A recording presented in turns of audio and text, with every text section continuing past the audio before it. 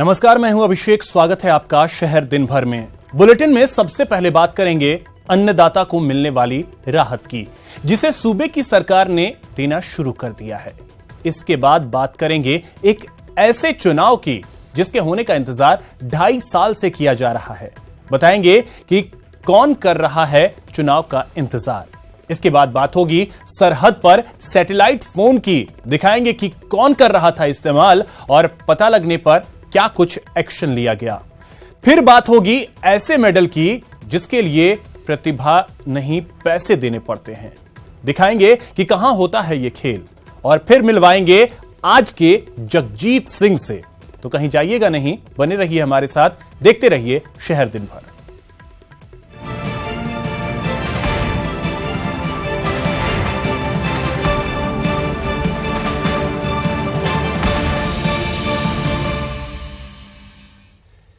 किसानों की कर्ज माफी के लिए 7 फरवरी से पूरे प्रदेश में शिविर चल रहे हैं। शिविर के दूसरे दिन सीएम अशोक गहलोत ने सांचौर में किसानों के बीच कर्ज माफी प्रमाण पत्र बांटे।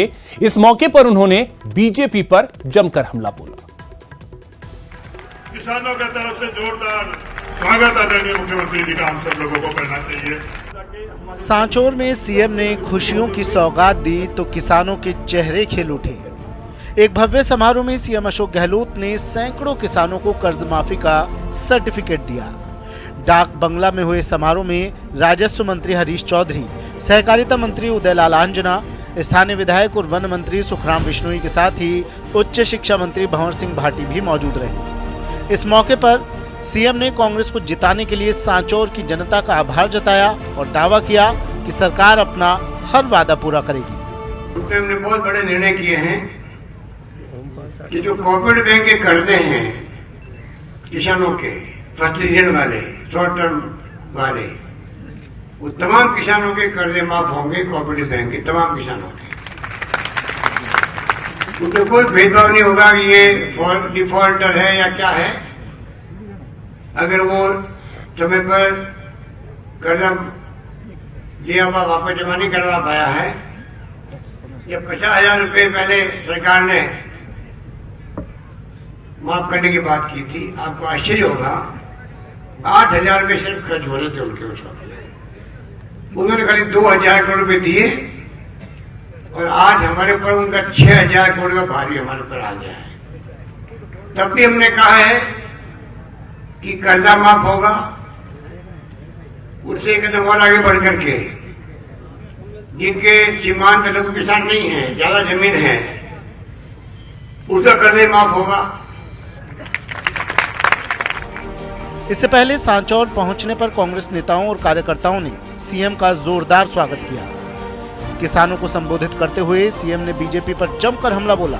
उन्होंने केंद्र सरकार पर देश की जनता के साथ वादा खिलाफी करने का आरोप लगाया।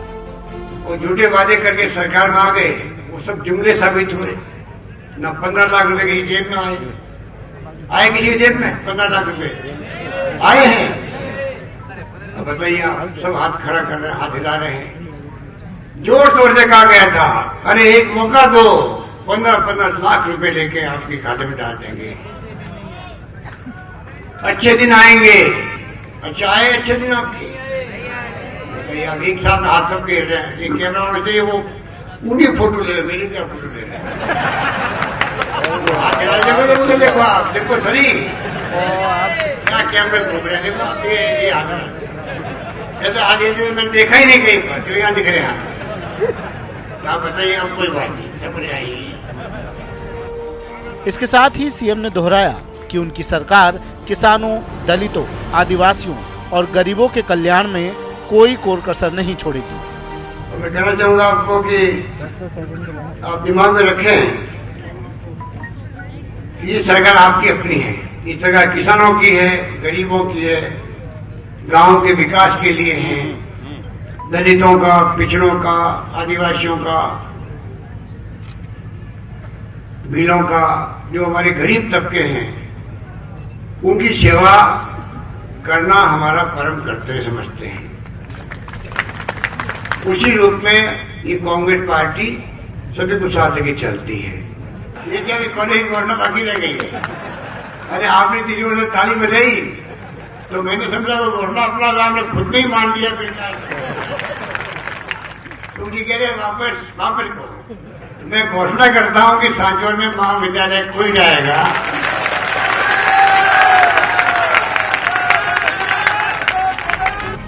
प्रदेश विधानसभा चुनाव में किसान कर्ज माफी का बड़ा मुद्दा साबित हुआ था और अब कुछ ही महीनों में लोकसभा चुनाव होने हैं, जिसमें एक बार फिर किसान बड़ी भूमिका निभा सकते हैं। किसानों की रहनुमाई करने के लिए बीजेपी सड़क पर संग्राम कर रही है, जेल भरो आंदोलन चला रही है, लेकिन गहलोत सरकार भी किसानों से वादा पूरा कर लोकसभा के लिए मास्टर स्ट्रोक लगा रही है। न्यूज़ 18 के लिए सांचौर से ललित सिंह की रिपोर्ट। बीजेपी ने किसान वादा खिलाफी पर आंदोलन का बिगुल फूंक दिया है। अन्नदाताओं की रहनुमाई करने वाले नेताओं ने कांग्रेस पर हमला बोला और कह दिया कि अब या तो कर्ज माफ हो या फिर जेल भरो। सड़क से लेकर जेल तक संग्राम, जेल भरो से निकलेगा जीत का रास्ता।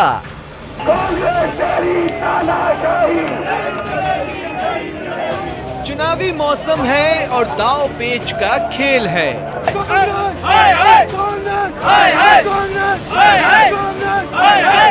कर्ज माफ करो या फिर जेल भरो, साफ साफ कह दिया है बीजेपी ने। सारे किसानों के कर्जे उनको माफ करने पड़ेंगे, नहीं तो आर पार की लड़ाई होगी। आज न तो उसकी जवाबदेही सामने मिल रही है, न उसकी हमें पारदर्शिता मिल रही है। और सड़कों पर ऐसी ही सियासी तस्वीर होगी, सड़कों पर किसान पॉलिटिक्स होगी।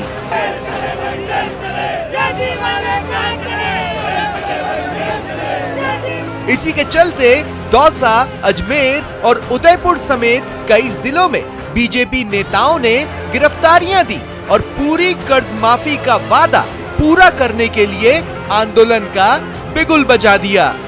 अन्नदाताओं के रहनुमा बने बीजेपी के प्रदेश अध्यक्ष मदन लाल सैनी, रामचरण बोहरा और वासुदेव देवनानी ने गिरफ्तारी देकर कांग्रेस के सामने एक नई चुनौती खड़ी कर दी है। उदयपुर में नेता प्रतिपक्ष गुलाब चंद कटारिया ने आंदोलन का आगाज किया। गहलोत सरकार को लेकर आग उगली और वादा खिलाफी का आरोप मढ़ दिया। साफ साफ कहा, 10 दिन का वादा किया था तो 10 दिन में पूरा करते, बस धोखा किया है और कुछ नहीं। हमने सौगंध थोड़ी दिलाएगा आप 10 दिन में संपूर्ण कर्जा माफ करने के लिए शब्द डालो। ये तो आपने अपनी अकल से किया, जनता को गुमराह करने के लिए, और अब बगले झांक रहे हो। हमने थोड़ी मुद्दा कहा 10 दिन में, तो आपने ही गिनती करी 1, 2, 3, 4, 10 की माफ करने की। हमने सौगंध थोड़ी दिलाए। घोषणा पत्र में तो 1 दिन में कोई होता भी नहीं, 5 साल में होता है, पर आपने 10 दिन लिखा, इसका मतलब आपने सरासर धोखा दिया। दूसरी तस्वीर दौसा से है, जहां बीजेपी नेता रामकिशोर सैनी और कई कार्यकर्ताओं ने गिरफ्तारी दी। आर पार की लड़ाई कर रहे कार्यकर्ताओं ने हाथों में पोस्टर लिए नारेबाजी की। वहीं अजमेर में कार्यकर्ता बैरिकेड्स पर चढ़ गए, जमकर नारेबाजी की। मौका हाथ लगा है, लिहाजा विधायक अनीता भदेल भी बेरोजगारी भत्ते को लेकर कांग्रेस पर जमकर बरसी। विपक्षियों पर गहलोत का पंच, आंदोलन को बताया हार की बौखलाहट। विपक्ष सड़क पर जमकर गदर मचा रहा है और सीएम गहलोत गदर को बीजेपी की हार की बौखलाहट करार दे रहे हैं। अन्नदाता का साथ जिसके साथ, सत्ता की चाबी उसी के पास। किसान नाराज ना हो, हमारे साथ ही रहें, इसके लिए कांग्रेस भी एड़ी चोटी का जोर लगा रही है। तभी तो जिस दिन जेल भरो आंदोलन की हवा सियासी गलियारों से गुजरी, तभी गहलोत और पायलट ने हाथ का दम दिखा दिया और प्रेस कॉन्फ्रेंस कर कर्ज माफी शिविर लगाने का ऐलान कर दिया। सियासी संग्राम के बीच राहत के प्रमाण पत्र भी बांटे, लेकिन देखना दिलचस्प होगा, आर पार की इस लड़ाई में लोकसभा चुनाव में किसान वोट वाला ऊंट किस करवट बैठेगा। Bureau report, news 18 Rajasthan. वहीं प्रदेश के कृषि उपज मंडियों में 2.5 साल से चुनाव का इंतजार किया जा रहा है। अब प्रदेश की नई सरकार से कृषि मंडियों में चुनाव करवाए जाने की उम्मीद है।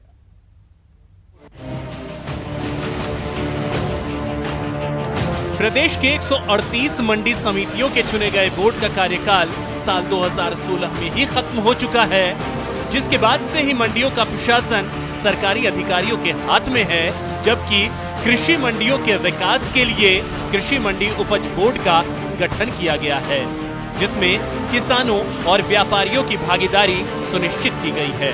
लेकिन पिछली सरकार मंडियों में चुनाव को टालती रही। अब नई सरकार से मंडियों में चुनाव करवाए जाने की उम्मीद है, ताकि कृषि मंडियों में लोकतांत्रिक व्यवस्था कायम हो सके। सरकार से हम यही कहना चाहते हैं कि वे जल्दी से जल्दी चुनाव कराएं और मंडी समितियों में जो अफसरशाही का राज चल रहा है वह खत्म हो और जनप्रतिनिधियों का एक लोकतंत्र का स्थापना हो और जनप्रतिनिधि बैठे, ताकि मंडियों का विकास हो सके, आम किसान की बात हो सके, आम व्यापारी की बात हो सके। चुनाव से होने से क्या रहता है कि मतलब विकास बढ़ेगा, काम बढ़ेगा, प्रतिनिधि आएंगे, प्रतिनिधि अपनी समस्या बताएंगे, यहाँ के आड़ती व्यापारी किसान अपनी समस्या बताएंगे, वो ऊपर गवर्नमेंट तक जाएगी।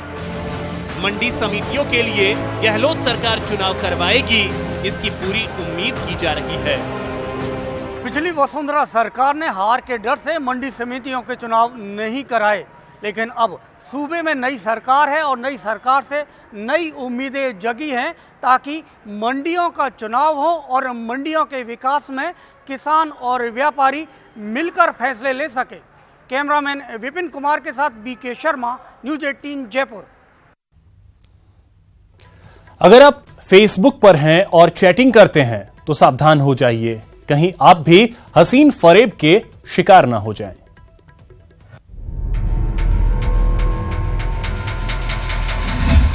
फेसबुक पर सावधान, फेसबुक पर फरेब ही फरेब,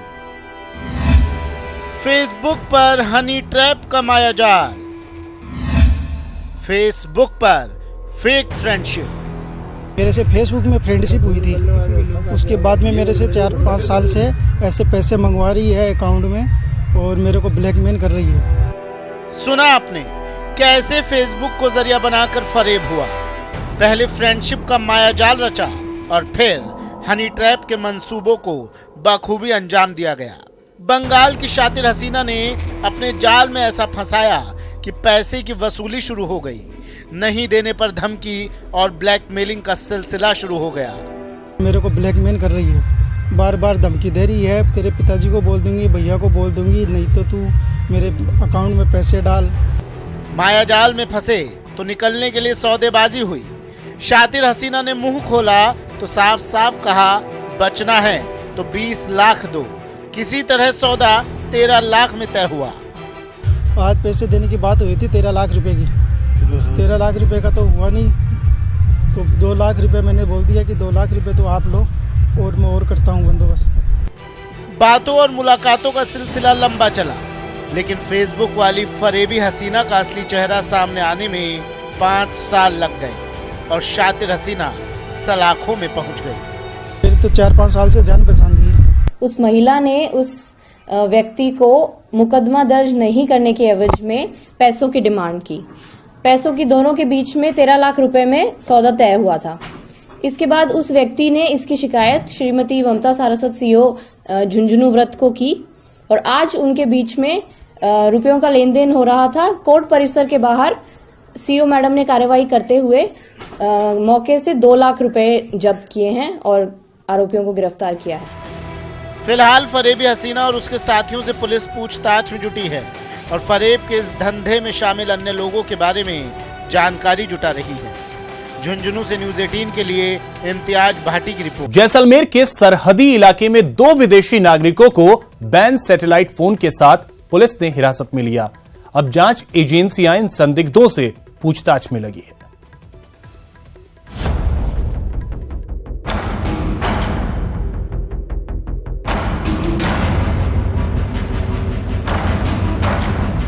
पुलिस की पकड़ में आए ये वो विदेशी नागरिक हैं जिनके पास सैटेलाइट फोन मिलने के बाद पुलिस से लेकर सुरक्षा एजेंसियों में हड़कंप मच गया। जैसलमेर का यही वो रेतीला इलाका है जो भारत पाकिस्तान सीमा से बेहद करीब है। लिहाजा सुरक्षा एजेंसियां यहां की हर गतिविधि पर नजर रखती हैं। लेकिन मिलिट्री एजेंसी अचानक हरकत में आ गई जब सीमा से सटे खोहड़ी इलाके में सैटेलाइट फोन की जानकारी मिली, जिसके बाद पुलिस और मिलिट्री एजेंसी की संयुक्त कार्रवाई में 2 विदेशी नागरिक को सैटेलाइट फोन के साथ हिरासत में लिया गया।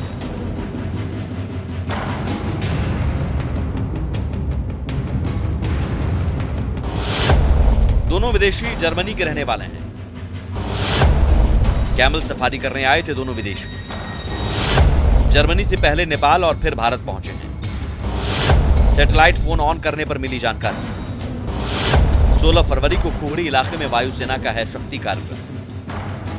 इस कार्यक्रम को देखते हुए सुरक्षा एजेंसियां ज्यादा सतर्क हो गई हैं और अब पुलिस दोनों विदेशियों की जीआईसी करवाएगी और उस रिपोर्ट के आधार पर कार्रवाई करेगी। उनकी जीआईसी करवाई जाएगी। जीआईसी के अंदर जैसी भी रिपोर्ट आएगी उसके अनुसार आगे की कार्रवाई की जाएगी। हिरासत में लिए गए दोनों विदेशी से कई सुरक्षा एजेंसियां ज्वाइंट पूछताछ करेंगी, जिसके बाद ही पता चल पाएगा कि वायुसेना के शक्ति कार्यक्रम से ठीक पहले दोनों विदेशी किसी साजिश के तहत सैटेलाइट फोन लेकर पहुंचे थे या फिर जानकारी के बिना गलती से सैटेलाइट फोन लेकर पहुंच गए थे। न्यूज़ 18 राजस्थान के लिए जैसलमेर से सिकंदर की रिपोर्ट। राजस्थान में बच्चियों के साथ दुष्कर्म के मामले लगातार बढ़ रहे हैं। इस शर्मनाक स्याह सच को लेकर चौंकाने वाले आंकड़े भी सामने आए हैं। देखिए रिपोर्ट।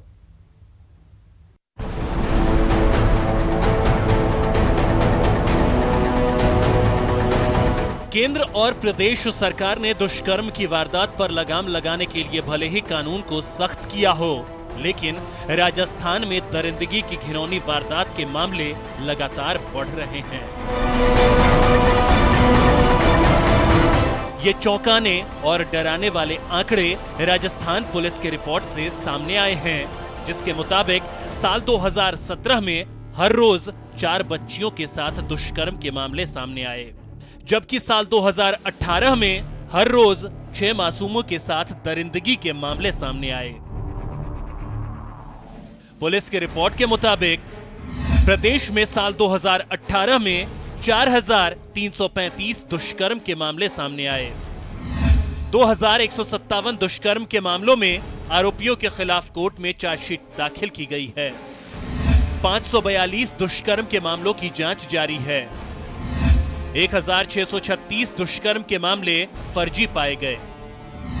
लेकिन उससे भी शर्म की बात तो यह है कि दुष्कर्म के इन मामलों में 2,213 बच्चियां दरिंदों का शिकार बनी हैं और उसमें 80% स्कूल जाते समय बच्चियों के साथ दुष्कर्म किया गया। हालांकि दुष्कर्म के बढ़ते आंकड़ों के बारे में कानून के जानकारों का कहना है कि मुकदमा दर्ज होना और उस पर अनुसंधान के बाद रिपोर्ट दर्ज होना दोनों ही अलग बात हैं। तो मुकदमे दर्ज होना एक अलग विषय है, उस पर अनुसंधान होके रिपोर्ट होना वो दूसरी बात है। कोर्ट की कार्रवाई चलती है, अनुसंधान के परिणाम जो आता है उसके आता है। तो वहीं सामाजिक कार्यकर्ता दुष्कर्म के बढ़ रहे मामलों को लेकर सरकार को अपने एजेंडे में प्रमुखता से शामिल करने की बात कह रहे हैं। जो आंकड़ा अभी निकल के आया है कि बालिकाओं के साथ पर डे 4 से 6 मामलों में ये बढ़ोतरी हुई है, तो मैं समझती हूँ कि ये गंभीर विषय तो है ही किसी भी सरकार के लिए और किसी भी सत्ता के लिए, और उनको प्रमुखता से अपने एजेंडे में इसको शामिल करना चाहिए। प्रदेश में 33 जिलों में दुष्कर्म की वारदात के आंकड़ों पर नजर डालें तो राजधानी जयपुर और अलवर जिले में दुष्कर्म के मामले सबसे ज्यादा सामने आए हैं, जबकि प्रदेश के 6 जिलों में बच्चियों के साथ दुष्कर्म की 100 से ज्यादा वारदात सामने आई हैं, जिसमें जोधपुर, भरतपुर, उदयपुर और बारां जिला शामिल हैं। ये आंकड़े बेहद डरावने हैं, जो बयां कर रहे हैं कि प्रदेश में बेटियां महफूज नहीं हैं। न्यूज़ 18 राजस्थान के लिए जयपुर से राकेश गोसाई की रिपोर्ट। चलिए इसी के साथ इस बुलेटिन में इतना ही। नमस्कार।